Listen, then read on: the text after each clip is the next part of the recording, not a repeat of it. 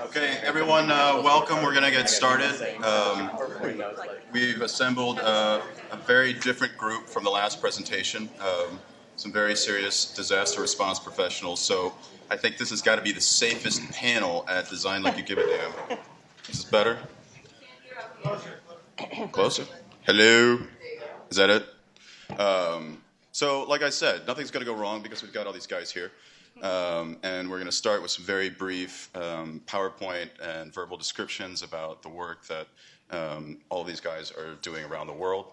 I neglected to introduce myself. My name is Eric Kessel. I'm the Regional Program Manager for the Architecture for Humanity program in Haiti.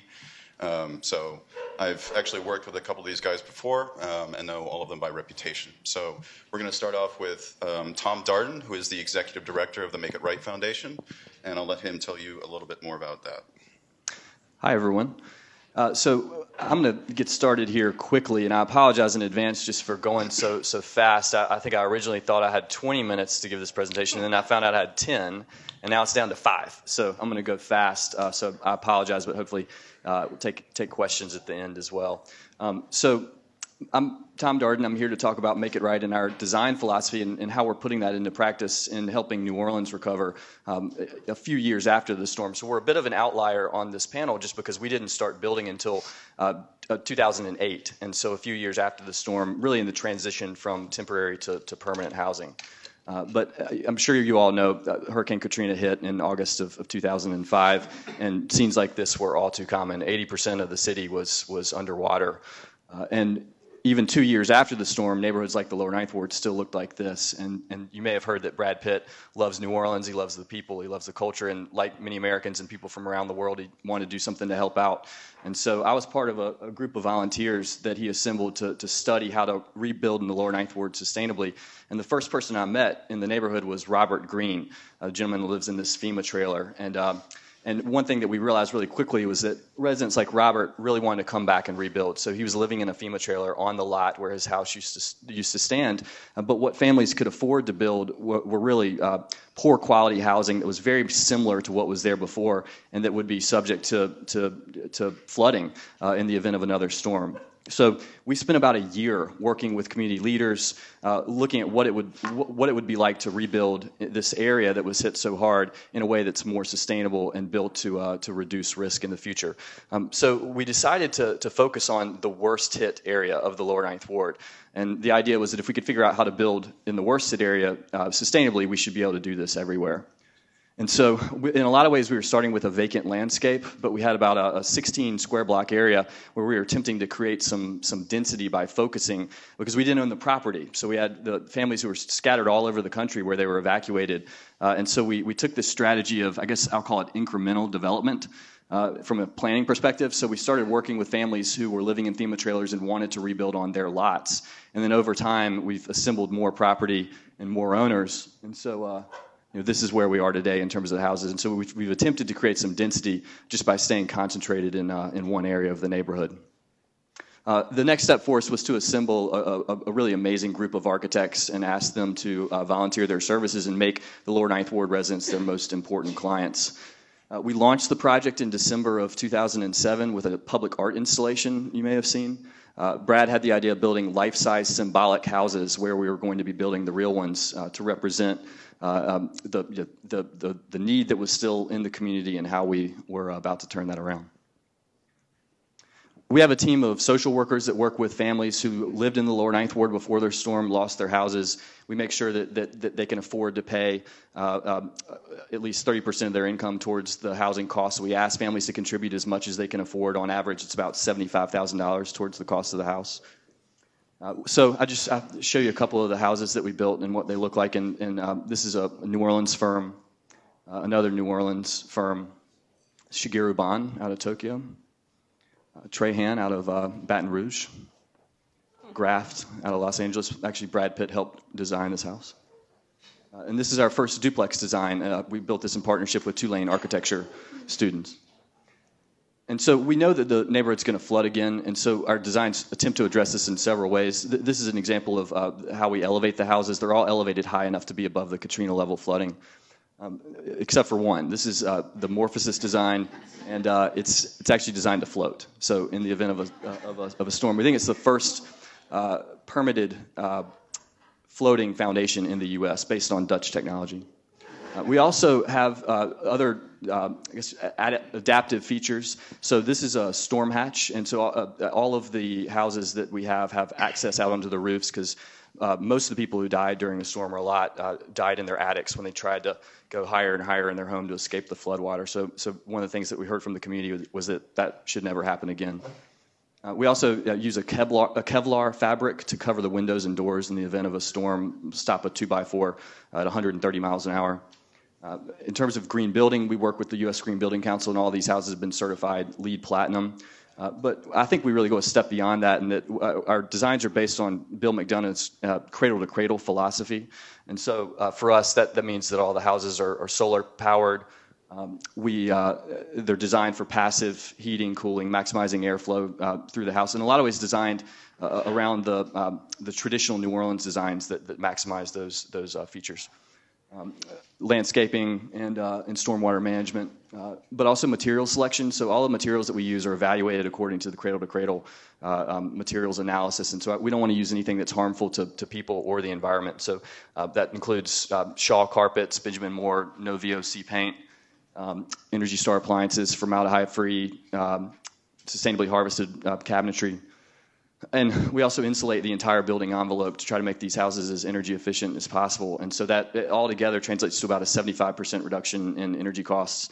And so what's that look like? This is actually my energy bill. I live in a very similar size home, traditionally built to one of ours. And this is the energy bill from the same period of time for one of our families. If you think about what that can mean for a working family's budget. And so everybody wants to know how much it costs. It costs us a lot at first, but using a variety of strategies, and I wish I had more time to talk about some, I'll hit some briefly, we've been able to drop the cost down to below market rate with our latest phase. One thing that we do is work with local contractors. So this is Charles McAfee, who's one of our GCs, and we train those contractors in the installation of these green materials. And a lot of the technologies that we use are new, and so it costs us more to do that training on the front end. But after we've trained these contractors, we've seen labor costs drop by 50% on these houses, and that's not just doesn't help just us. It helps other builders in the market who are also trying to build green. We experiment with a lot of different building technologies. This is stick built, panelized, and then modular. And we look for ways that we can improve the design to eliminate waste, or improve the structural integrity by using better materials or a different design. And so this is one of our original foundation designs. And then the second version of that design, we were able to eliminate about 60% of the concrete, which obviously translates to cost. And so, we actually know how to build a house for about $100,000 that would meet all of our safety criteria, meet all of our LEED and cradle-to-cradle criteria, but it would basically be a box. And so, we think that it's worth it to build a feature like Trahan's roof here, because we think that that's part of what really makes a house a home for someone like Miss Fletcher, or this is Deidre Taylor, or Miss Leggett, or Miss Guy. And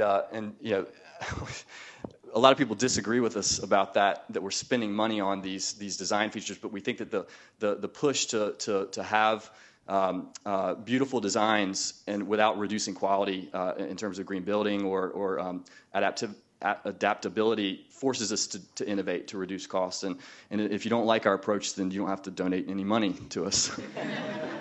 So we're trying to focus on not just the houses, but building a sustainable community. We're working with the city on some innovative street designs.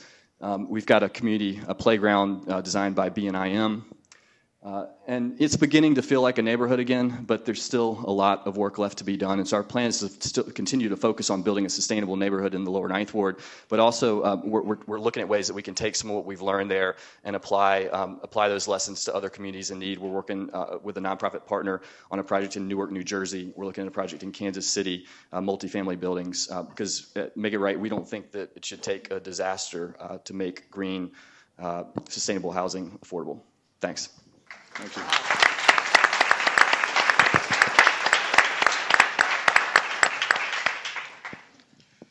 Next up is Benjamin Krause, who is the country director for the JP Haitian Relief Organization based in Port-au-Prince. Hello. As Eric said, I'm Ben Krause. I live in Port-au-Prince. A lot of people ask, where do you live. That's my home. And it's home to still about 600,000 people who are homeless from the earthquake. So how do we do we do full screen? I don't do this a lot. The icon? That one? That's right. All right. Disaster professionals. We get things done. Please we get things done. So the story of JPHRO, as we call it, starts at the earthquake. And if we're talking about building like you give a damn, or designing like you give a damn, Port-au-Prince is a great example of what happens if you don't design at all. And there's a lot of reasons for that, and we can certainly get into that maybe in the conversation, but we've all seen what the pictures look like. And so this happens in January of 2010. This is the only golf course in Haiti. This is a few days after the earthquake. This is more or less what it looks like now. It started with about 60,000 people living there. We now actively manage it, and when I say we, I mean my boss, Sean Penn, and our team now on the ground. So here's Sean looking very industrious. I am quite sincere when I say this man works harder than anyone I've ever seen. And so the team started with Sean and about 30 medical volunteers that showed up in the days after the earthquake. Very soon they became the managers of the camp. Today, looking almost 2 years after the earthquake, we have about 280 employees. The vast majority are Haitian, and we now have 5 active programs, and I'll tell you a little bit about them and then get into, I guess, why I was invited to this particular conference as we try to start the process of rebuilding. So the first program was the medical program. It started with Sean and 30 volunteers from outside the United States, or from outside of Haiti. It now is about 130 Haitian medical professionals and entirely Haitian staff. They started in a tent like this, and we've worked all across the country really to bring emergency medical services to the people of Haiti. Right now we see about 1,500 patients a week. We deliver about 16 beautiful babies every week in camp, and we were in the process of moving our services out of camp to the neighborhood just outside. The second program that we adopted was the Camp and Relocations program. So we took over management of the camp, which means our job is to make sure camp is as safe as possible while families search for solutions to return back to where they were living. So part of that is Mark here and his team every day helping to rebuild the tents and the tarps that help shelter the most vulnerable in camp. And part of it's Samuel here, who every day is out there working to help families find places to move back to in the neighborhoods just outside of camp. Our third program has started out as we took over a tent school in the camp, and it's now grown to a school of about 550 beautiful children who are getting a very top-level education based off of the Haitian curriculum. But the program's expanded beyond that. We now have a volunteer program. Let me jump to here. We have what I think is one of the only active youth volunteer programs in all of Haiti. We have 40 youth who provide programming to the camp residents and the residents in the neighborhoods, everything from family planning and HIV prevention to chess club, singing club. The reason I have this is a collection of photos taken by some of the young girls who live in camp as part of our effort to provide psychosocial support through the arts. And so in addition to all of that, the community and education program has now started providing livelihood trainings, opportunities for people to get jobs in local factories, opportunities for people to start small businesses. Our fourth program started because nobody was moving out of camp. And the reason that people told us nobody was moving out of camp was because everything looked like this. And so Sean found an engineer and said, let's figure out how to get rubble out of the streets. We started with several miles of rubble piled literally 10 feet high. We then successfully emptied out one of the most densely populated neighborhoods in the city, Dama 32, which is just outside of our camp, and we've expanded beyond that. We've moved something like 120,000 cubic meters of rubble, and we've demolished several hundred homes. And we're continuing to expand that program. We actually, to this day, continue to have the lowest price points of all of the organizations and companies that are moving rubble in the city. And so people started going home. From the work that we did here doing demolition and rubble removal, we saw something like a 400% increase in business activity in the neighborhoods just outside of camp. And for most of the people who have moved out, there's about 30,000 people who have moved out of camp. Most of those have moved out of neighborhoods or moved into the neighborhoods because we were able to clear them. But there's still a lot more people in camp, and there's still a lot more to do in the neighborhood. And so we started the redevelopment program. The redevelopment program's job is really to shift services from the camp to the neighborhood just outside of camp. I realize this is not very clear, but there's a dotted pink line over here on the right. That is the golf course. And then basically all of those little numbers are places that we're starting to provide services. We started first by moving our medical facilities into the neighborhood. It involved a 70% rebuild of a pre-existing building. It had been quote-unquote repaired, but with the help of Architecture for Humanity, we determined that it had in fact been cosmetically repaired, which is one of the biggest problems facing Haiti right now post-earthquake. So we had to go back in, tear out most of the walls, and it's now a fully functioning medical clinic. We're doing the same thing at this facility, moving our maternity ward, our 24-hour, 7-day-a-week care center, which let me tell you is top-notch. I've had both my sister and my mother on IV from being heat exhausted in Haiti, and the care was top-notch. So I cannot say enough about our wonderful medical professionals. But this building doesn't have a lot that has to be repaired. We're tearing out a few walls. We're doing some structural repair. But it does have this, which is a 40-foot cliff next to it, which is just one of the many problems in the center of the city that we're dealing with when we're doing reconstruction. And so we're also working on mitigating this problem before we move our medical services in, just to kind of give you a perspective. This is our first step in school repair. We're going to be repairing 2 or 3 schools in the neighborhood, as well as building 1 school from scratch to move our school from the camp back into the neighborhood.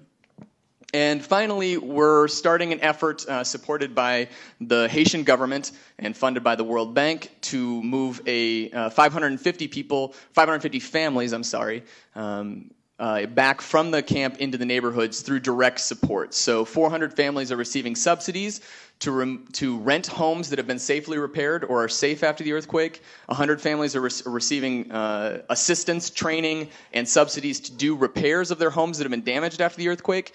And 50 families will be receiving completely new built homes.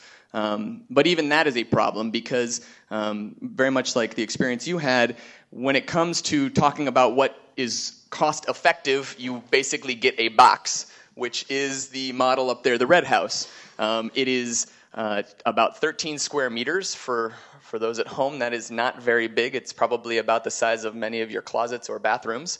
But that's what $3,500 can buy you in Haiti. And that's the price limitation that's currently being set in terms of assistance. So we're working with communities to identify what it is that they need from homes. We're working with government leaders to identify what is acceptable, because we really don't want to just go through and drop boxes. We really want to be building back communities. And so that's my brief introduction. This is about half of my team, and we all say thank you for having the opportunity to come and share our work with you.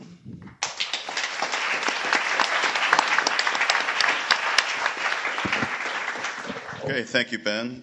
Next, I'd like to introduce Ann Cronenberg. Ann is the Executive Director of the Department of Emergency Management, as well as the Chair of the Approval Authority for the Bay Area Urban Security Initiative, which manages Homeland Security funding in the Bay Area.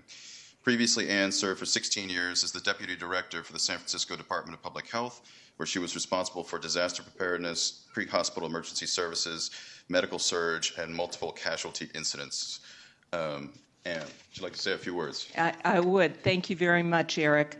It's a pleasure to be here today, and I feel humbled after having to listen to the first 2 speakers here.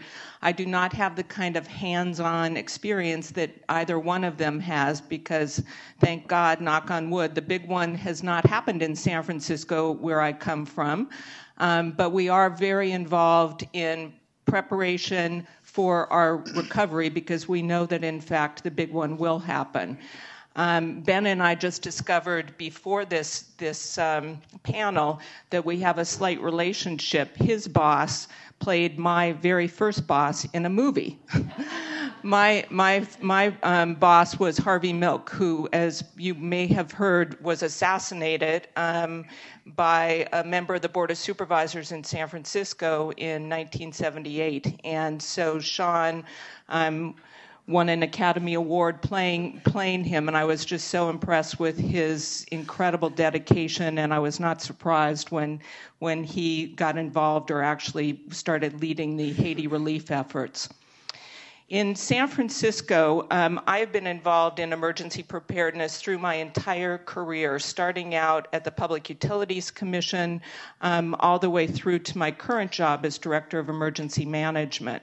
I think we've seen over the last 2-3 decades, especially from what's happened around the world, that we can't just be prepared to respond. We need to be prepared to recover.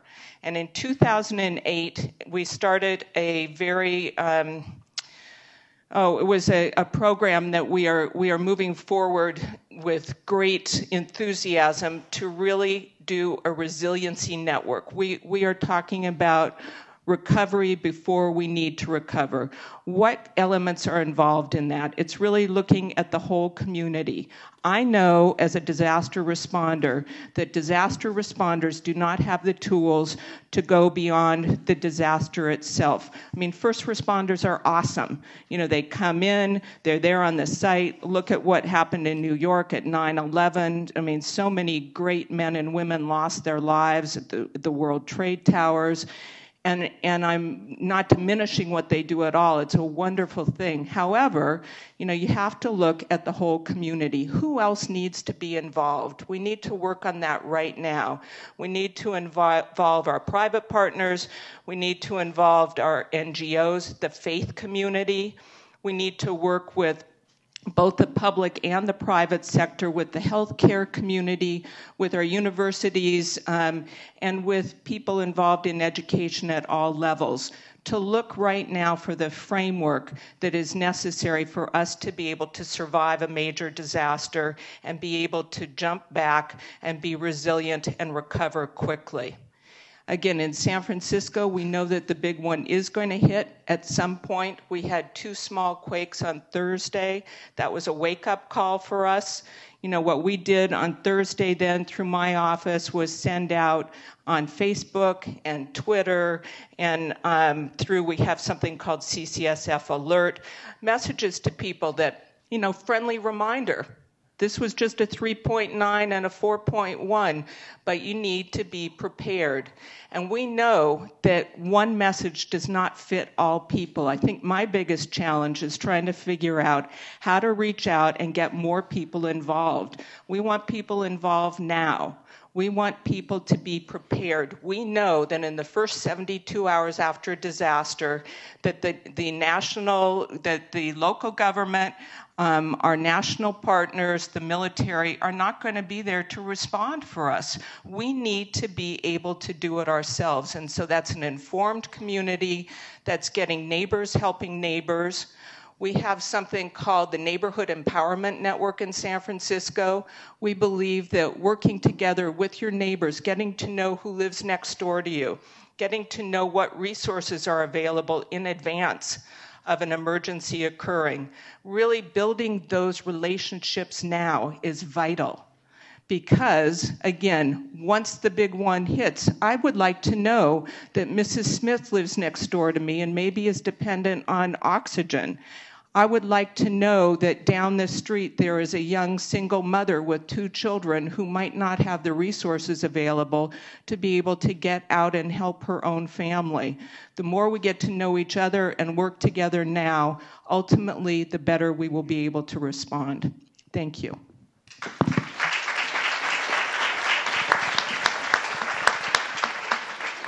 Thank you, Ann. I'd next like to introduce McKay Wolf. McKay brings 20 years of experience in humanitarian emergency management and international development. His specialization is in managing complex emergencies, a complex emergency being one where a humanitarian crisis is in a country or region where there is a total or near total breakdown of authority, which requires a response that goes beyond the mandate or capacity of any single agency or actor. On behalf of the UN, he has helped ensure the delivery of human services, including shelter, water, sanitation, education, recreation, food and nutrition, health and human rights to refugee and destitute populations in the Middle East, Central Asia, Eastern Europe, and Africa. McKay currently serves as a speechwriter and specialized writer for the UN in New York and as a standby emergency program manager. His most recent work has been in the ongoing process of streamlining internal structures for UN agencies. Welcome, McKay. Please tell us a little bit. Thank you. Good afternoon. I'm very, very happy to be here. If we were to anthropomorphize emergency work, Anne would be at the far end of this line. I would be where I'm sitting, followed by my two compatriots there. My specialization, as was said, is first responding. And the easiest way to conceptualize that is that you're looking at 50,000, 100,000, 200,000 people dropped in the middle of nowhere, and you have to keep them alive. So the first window of operations there is really 72 hours. That's where you're going to develop the shelter, health, including nutrition, food, water and sanitation, protection, to recreate, if you will, the community whence they came for long enough to cultivate the internal reflexes of that community to protect itself and to keep itself alive. Now, the UN itself is very good at technical work, and in fact, I'd like over the course of this discussion to talk about one of the projects that I designed in Albania called Child Friendly Spaces that is targeted specifically at protecting women and children in emergencies, taking a metaphysical obligation of protecting their human rights, both physical and long-term, and putting it in a physical space. That's why I've been drawn to Architecture for Humanity specifically to talk about those innovative approaches to emergency work. Thanks. Thank you.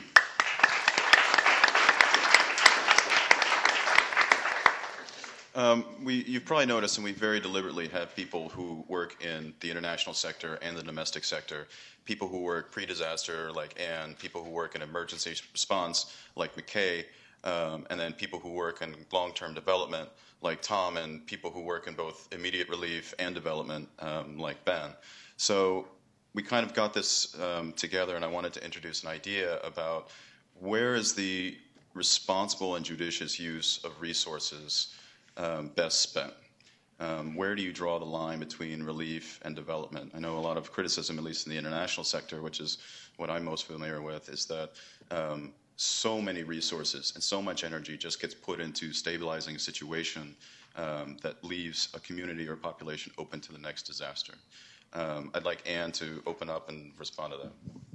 All right. Well, I personally think that relief is very important, but that we really should be looking at development as well. Most importantly, when you look at how rich our nation is, the United States is a very capable, very wealthy nation. We spend a lot of money on wars. I think we should be spending more money on developing third world countries, especially when you've seen what's happened around the world in Haiti, so many different places in the last 2-3 years. There have been disasters in literally every sector of the world.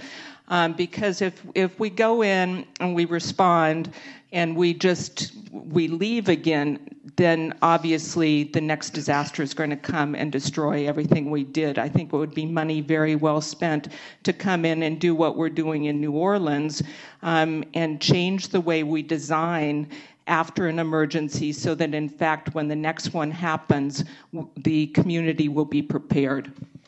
Do you want to follow up on that? I would.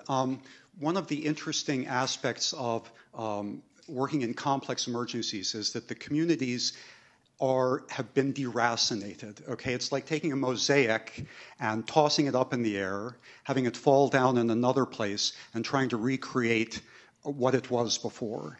Now, the community, as Anne said, is quite strong, and there are a lot of intrinsic powers within it that can hasten recovery, hasten development. But there's a real conflict, a small c conflict, between first responders who are tempted, those of you who work in architectural offices will know what I mean, get out of the way, I'm here to help, I'll do it myself. And the issue of trying to cultivate community opinions about building emergency responses, community input to try to develop something in 72 hours is very, very difficult, but it really has to be done. I'd just like to say I was not talking about the Big Brother model where we come in and we know what's best and we save the community. I'm really talking about engaging in the countries that we are responding to in disasters to make sure that we leave a community that is self-sustaining and that in fact is involved at every response of the response and recovery.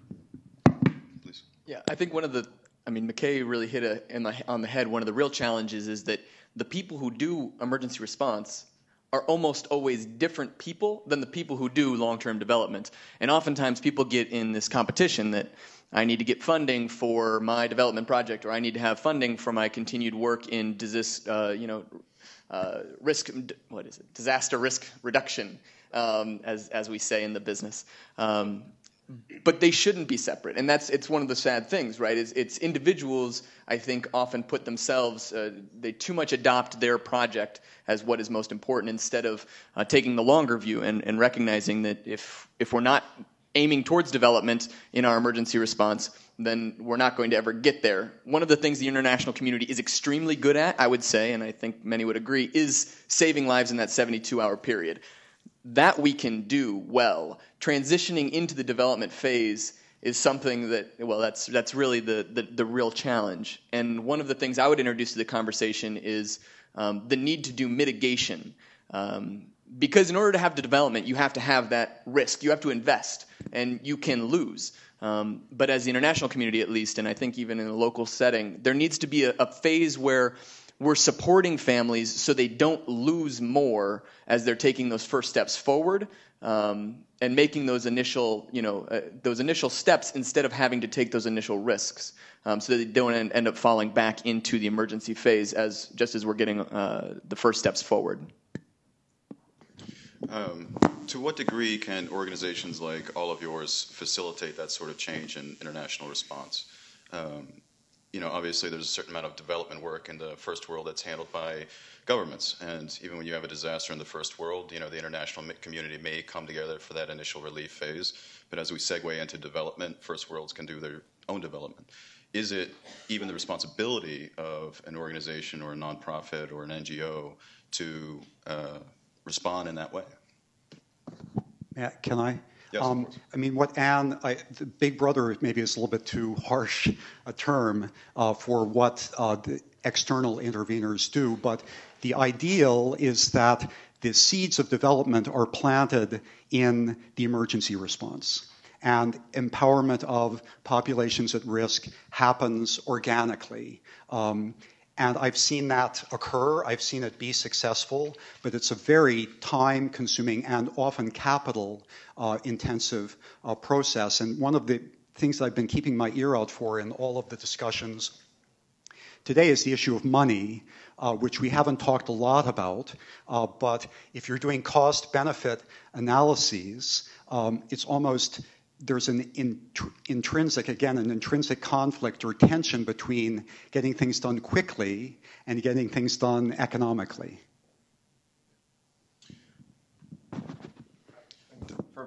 I think one of the biggest things for organizations to do is to take a look at a situation and recognize when what is needed is not what you do best.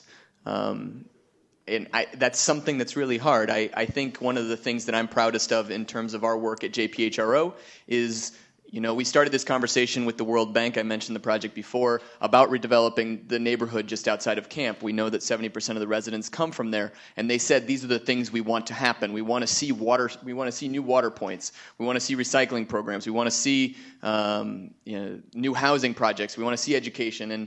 And we don't do that. We don't do all of that, right? But I can go out and find other organizations that do it well, and I can bring them in, and we can work together, right? And so we have one organization who's providing solar-powered water treatment now in the neighborhood. We're managing another organization who's building new houses. We have another organization who's come in that's really good at retrofitting houses. We're working with another partner to do the school repairs, and another partner, actually 3 other partners, to do the school build.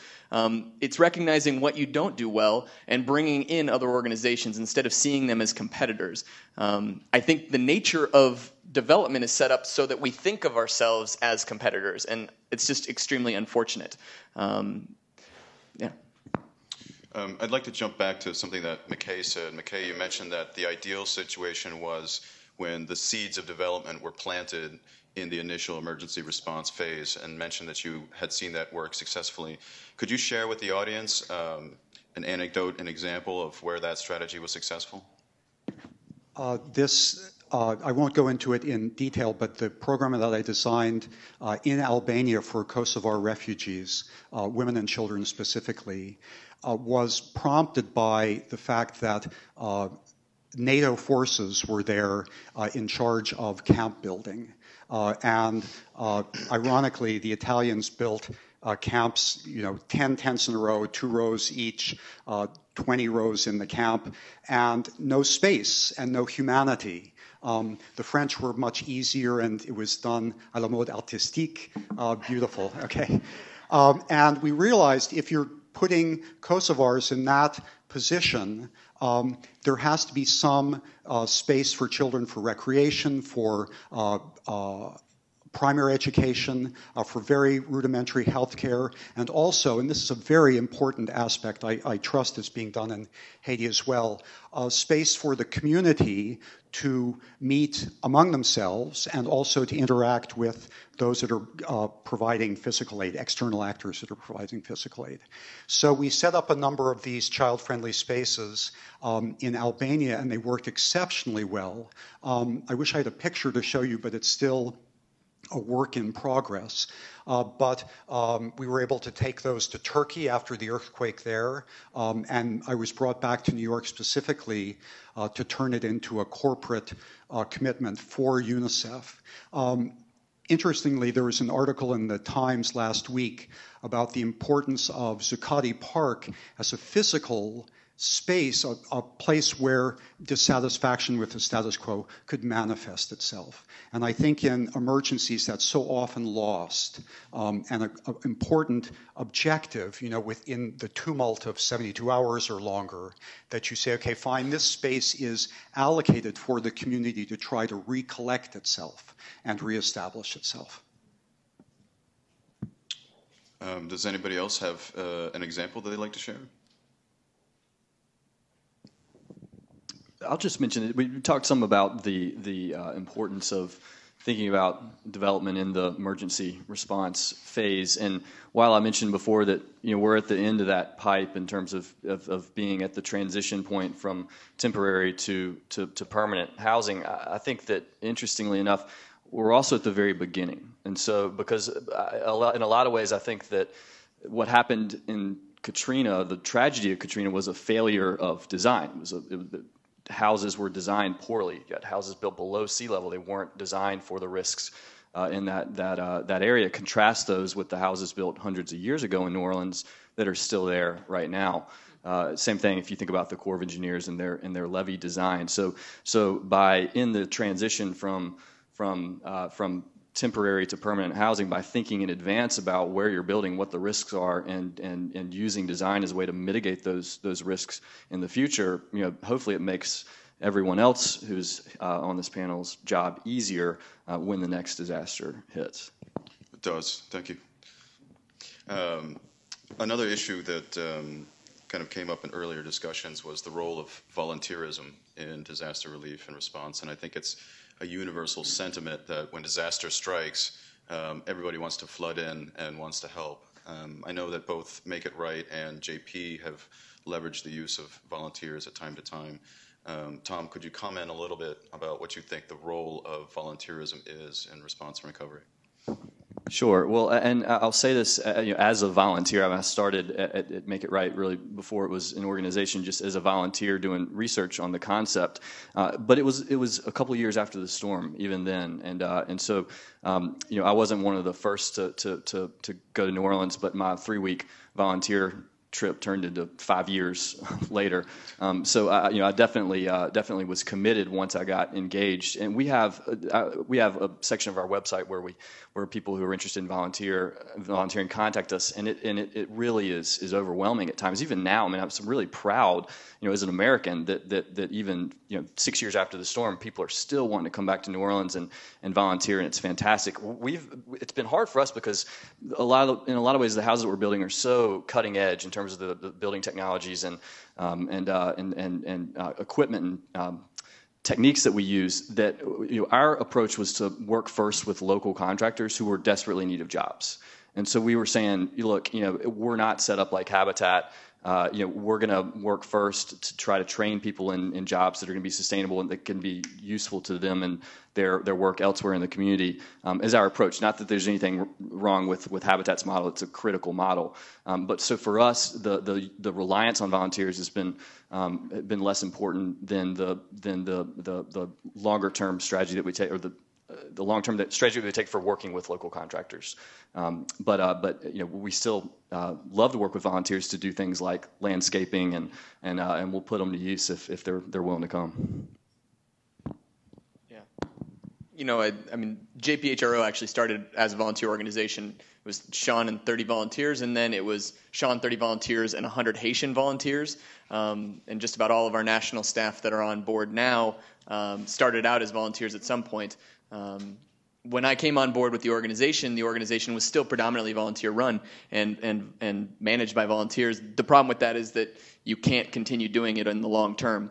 And so making that transition from an organization that was primarily volunteer based to a much more professional organization has been a challenge. But at the same time, we still try to leverage the value that comes from volunteers. And like you're saying, it's as the experience post emergency goes forward, the need changes. So we started with medical international volunteers. We still have medical international volunteers who want to come down. So instead of having them come down and provide primary care, which is actually onerous because I have to actually hire a translator to work with them, and things just don't run as smooth, we now have the international medical volunteers who want to come down and provide training to our Haitian medical professionals. So we have an ongoing medical education program, which is also rather unique in Haiti, leveraging those volunteers to provide that service.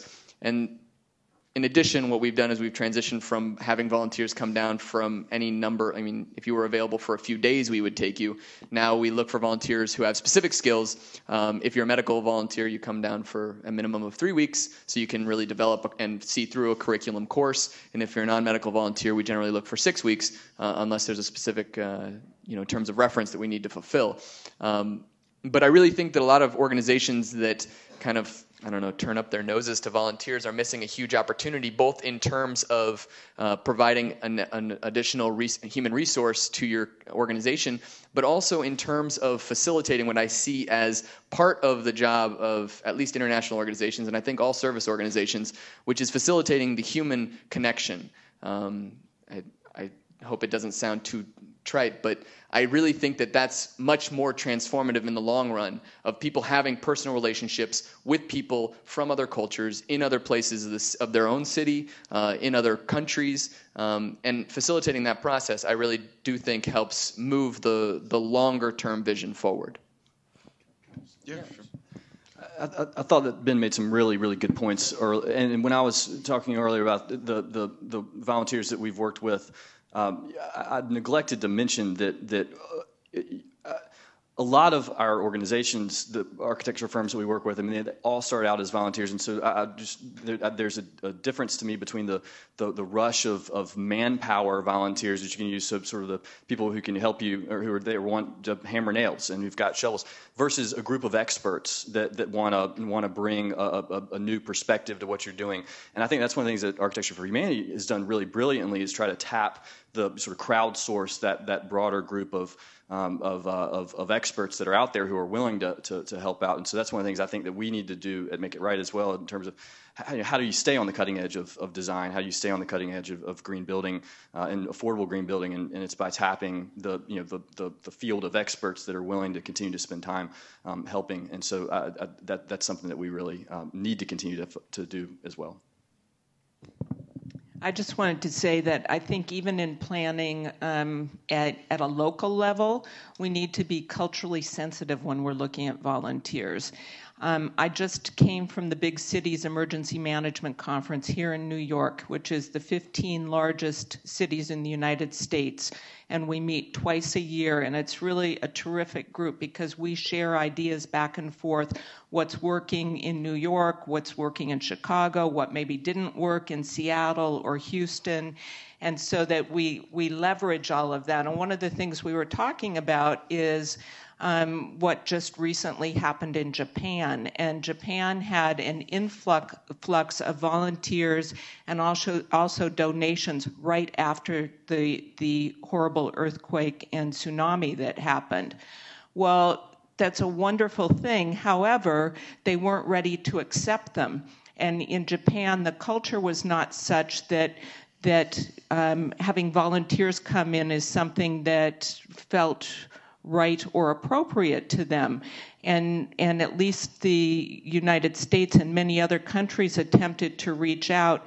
And initially it was very difficult because they did not engage with the community first before they jumped in and said, look at everything we have to help you with. So I just caution that whether it's international or it's national, that we look at those cultural issues in our own communities and that we're very sensitive to them, and that when we do accept volunteers in donation management, which is really complex. People really want to help, which I think is wonderful, but you need to be able to look at their credentials, if they're doctors or architects, or, you don't, unfortunately, some people prey in disasters on those who have been survivors. And it's very unfortunate, but you need to be able to filter through the volunteers and make sure that you have people who are really qualified to come in and do what they say that they can do. We're going to open it up to questions from the audience now. While we're waiting, can I just very quickly endorse what Anne said? And the subtext there is why you'll always hear the agency say, send cash. Please don't send jars of peanut butter and your old overcoats and so on and so forth. Right, to Haiti. Right. Yes.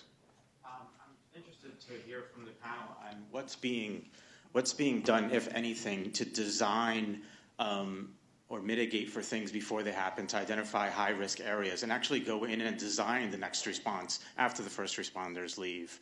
Is anything being done, or do you know of anything? I mentioned disaster risk reduction, or DRR as we call it, and that's really what that is it's an activity, or it's really a whole skill set or a toolkit that, at least in international development, you work with communities, and it is going on. I mean, we've worked with communities in the camp to do risk mapping, basically identify where is water flowing when it rains hard, and then we build canals and channels to help reduce that risk. When we're moving into communities to do reconstruction, we're doing the same thing. So we're talking to communities and saying, okay, where is erosion happening? What are our other threats? Where does sewage leak out? All of those types of things at the very base level. In terms of then moving into the design of the new structures, you have to take into account all of these things. One of the, I think, great tragedies of the response in Haiti is that because so much of the money, the international money, has been held up, the real reconstruction push has not started from the international community. The reconstruction started the next day from the Haitian community. And every single day you walk through the neighborhood, you see people with steel and gravel and cement building again, but they're building exactly the same way they did before. And for me, that's what the real tragedy is not having that money available to really do the wide-scale trainings that are necessary. And there's also all sorts of other problems that we can get into. We're really trying to look at mitigation right now as we look at advanced recovery. So that's that whole resilient notion I was talking about. In California, earthquake insurance is so expensive that I don't know anybody who has it. So it's kind of like a pointless thing. Why do nobody can afford it. And so we're really looking at how you can working with our architectural community, how you can shore up existing homes, putting in steel beams, bolting the homes to the ground, doing things that in an earthquake would actually save the integrity of the current building. And we're trying to do mitigation in many other ways as well, working with our economic community, we made a trip just a couple weeks ago to Wall Street, trying to look at our bond ratings, again, in advance of an emergency, explaining that if you downgrade our bond rating now, it will be that much more difficult for us to respond after the event. And in the context of complex emergencies, the importance of prophylactic work is the same, but it takes on a different form, which is essentially aid for capacity building is the term of art. In other words, if you want to prevent refugee outflows, if you want to prevent failed states, if you want to prevent the sort of man-made disasters that lead to the emergencies like Somalis in Kenya, other refugee emergencies in the world, you strengthen the existing societies so that they grow stronger, they develop economically, human rights are protected, and they're more able to take care of themselves in any event. The area immediately after a disaster, because kind of like what happened with Haiti, it's like everybody wanted to help. You have that desire, and you have a country that wasn't well established in terms of government and policies and things like that. So whereas Japan may be able to put the brakes on a lot of things coming in, Haiti did not do that. So you had a lot of people come in, but also just immediately after that, people not being familiar with customs and things like that. Some of the most important aid was held up because of things like clothing coming in immediately during the earthquake. So is it feasible to kind of organize that on an international level within, I would say, the U.S. or other countries? I'll let you take that now. So I guess coming from an organization that started right after the earthquake, the strange advice that I would give is don't start an organization right after an earthquake. So I would say generally the easiest way, and what I always tell my friends, is that if something happens in a country that you're concerned about, find an organization that you trust and give to that organization directly. Everybody knows the American Red Cross raised something like $500 billion. No, is that? $500 million. Sorry, $500 million. Yeah, that didn't sound right. Money that I don't understand in the immediate aftermath of the earthquake, which is very important because that's an organization people can trust. They've gotten so much money that they're struggling to get it all out the door, which is understandable because they want to be very accountable for it. But organizations like that are important because we need something that people can look to and have that feeling of trust. But if you want the money to go very fast, it's the smaller organizations that really get the things out the door, the ones that you trust.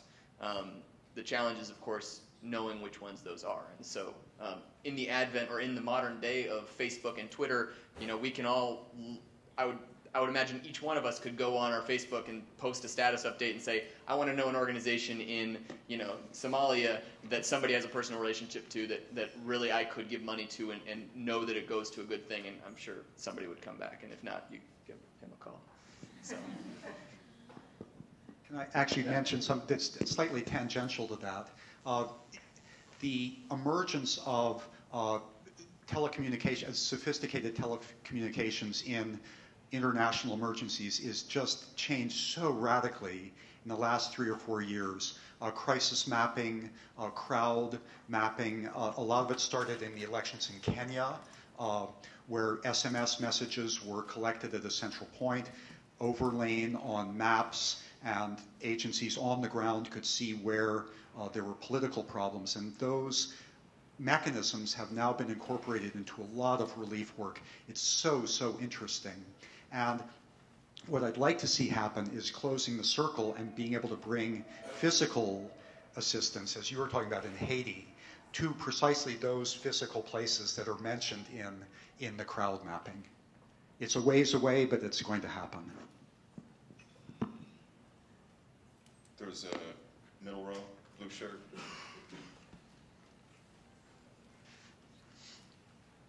I've heard a lot of good things about this more kind of comprehensive look at repairing communities and getting people to be more independent so there's sustainable communities.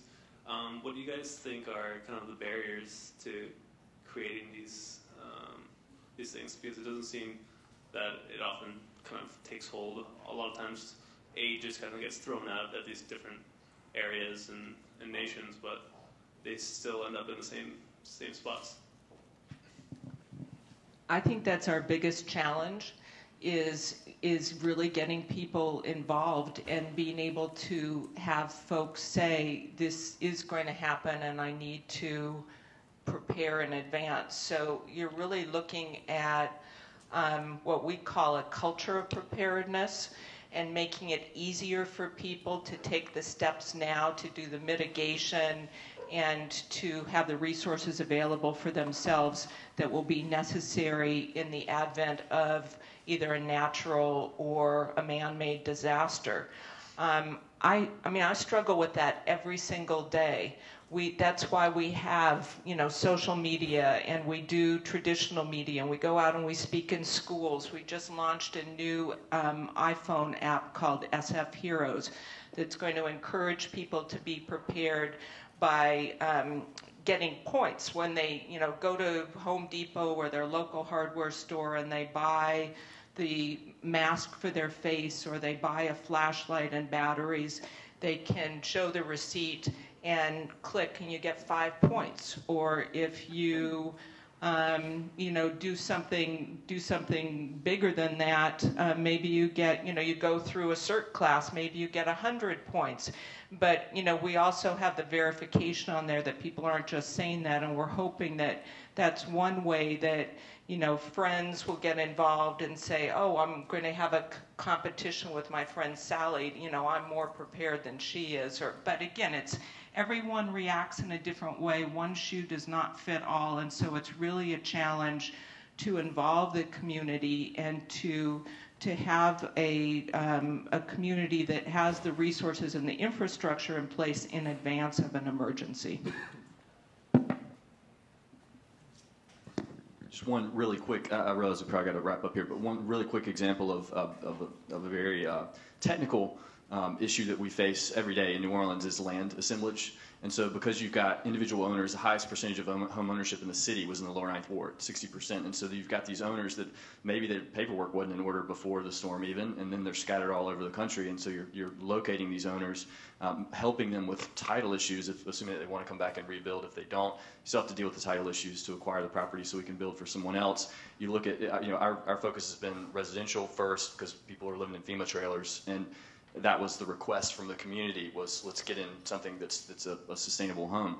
But in terms of commercial services, there are really none in the lower Ninth Ward right now, and we know that that's a problem. But as we look at even there's a really good lot where I would love to put a store, but the owner wants to charge 6 times what it's worth, and we're having trouble assembling a core that we can use for that commercial development. So that's what we just use the strategy of incremental planning. So we'll just look at where we've got a cluster of houses, and okay, is there somewhere here that we can subsidize a commercial startup that then can transition to a more permanent business?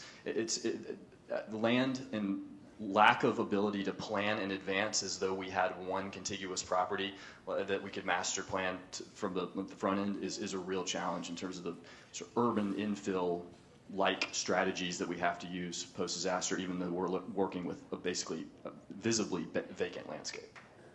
I'm told that's the hard stop. That's what Jason was up here whispering in my ear. Nonetheless, I'd like to extend a very big round of applause to our panelists.